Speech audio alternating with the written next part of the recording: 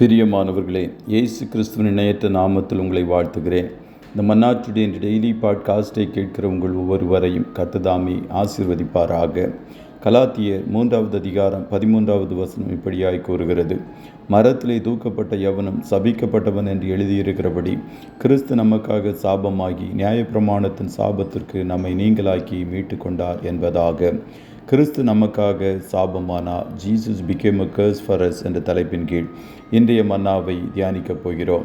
சாபம் என்ற வார்த்தையை யாரும் விரும்புவதில்லை. ஆதி பெற்றோராகிய ஆதாம் ஏவாளின் கீழ்ப்படியாமை சாபத்தை கொண்டு வந்தது. கர்த்தருடைய சத்தத்திற்கு கீழ்ப்படியாமல் பிசாசின் தந்திரமான வார்த்தைகளுக்கு செவி சாய்த்ததினால் சாபம் வந்தது. உபாகமம் 28:15 படி கர்த்தருடைய சத்தத்திற்கு கீழ்ப்படியாமல் காணப்படும் போது நாம் சாபத்தை சம்பாதிக்கிறோம். ஒருவன் கர்த்தராகிய இயேசு கிறிஸ்துவினிடத்தில் அன்பு கூறாமல் போனால் அவன் சபிக்கப்பட்டவனாய் இருக்க கடவன் என்று 1 கொரிந்தியர் 16:22 கூறுகிறது. காரணமில்லாமல் இட்ட சாபங்கள் தங்குவதில்லை, ஆனால் காரணத்தோடு கூட இட்ட சாபங்கள் தங்கும்.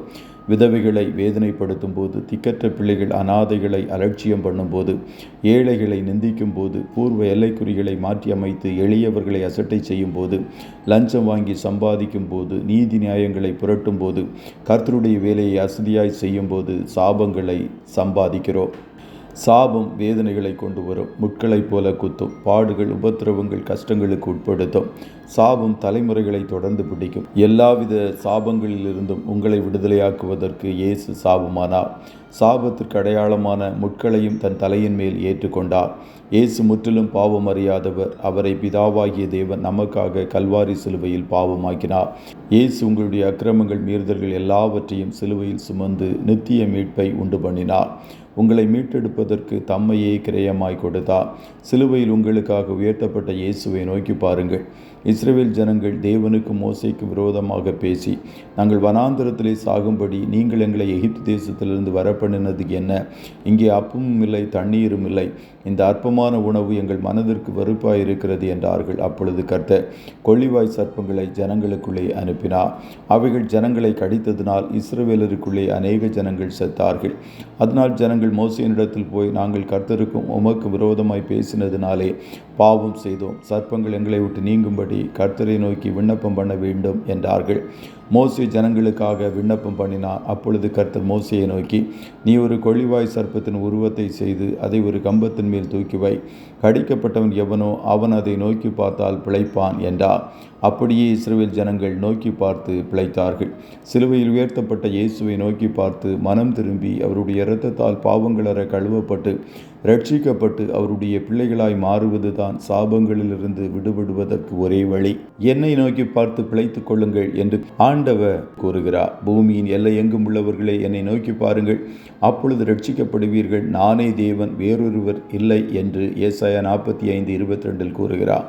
அவருடைய நாமத்தின் மேல் விசுவாசம் வைத்து அவரை நோக்கி பார்த்தால் பிள்ளைகள் என்ற அதிகாரத்தை கர்த்தர் கொடுக்கிறார். அதன் பின்பு சாபங்கள் நம்மை தொடர்வதில்லை. அதற்கு பதிலாக கலாத்தியர் 3:14 படி ஆபிரகாமுக்கு உண்டான ஆசீர்வாதம் கிறிஸ்து இயேசுவின் மூலம் நமக்கு வரும். கர்த்தர் உங்கள் ஒவ்வொருவரையும் ஆசீர்வதிப்பாராக. ஜெபம் செய்வோமா? நல்ல தகப்பனே, உம்மை நன்றியோடு துதிக்கிறோம். இந்த மன்னாற்றுடைய இந்த டெய்லி பாட்காஸ்டை கேட்கிற உடைய பிள்ளைகள் ஒவ்வொருவரையும் கர்த்தர் ஆசீர்வதிப்பீராக. ஆண்டவரே, எங்கள் ஒவ்வொருவரையும் சாபங்களிலிருந்து விடுதலையாக்கும்படி சாபத்தின் சின்னமாய் ஒரு வெண்கல சர்ப்பத்தைப் போல சிலுவையில் நீர் உயர்த்தப்பட்டீரே, அதற்காய் ஸ்தோத்திரம். முள்முடிகை உம்முடைய சிரசில் ஏற்றுக்கொண்டு எங்களை சாபங்களிலிருந்து விடுதலையாக்கின தயவிற்காய் உம்மை நன்றியோடு துதிக்கிறோம். இனி ஒரு சாபமும் இராது என்று சொன்ன கர்த்தர் உம்முடைய பிள்ளைகள் எல்லோரையும் சாபங்கள், பாவங்கள், நோய்களிலிருந்து விடுவித்தீரே, அதற்காய் நன்றி. இன்றைய தினம் உம்முடைய பிள்ளைகளை ஆசீர்வதியும். இந்த பண்டிகை காலங்கள் உம்முடைய பிள்ளைகளுக்கு ஆசீர்வாதமாய் இருப்பதாக என்று சொல்லி மனதார வாழ்த்துகிறேன்.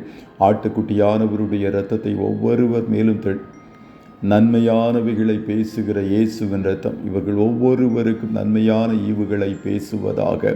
கண்மணி போல காத்துருளும், போக்கிலும் வரத்திலும் உடனிரும். இயேசுவின் இரத்தத்தின் பாதுகாப்பிற்குள்ளாய் ஒவ்வொருவரையும் கொடுத்து வாழ்த்தி ஜெபிக்கிறோம் நல்ல பிதாவே. ஆமே.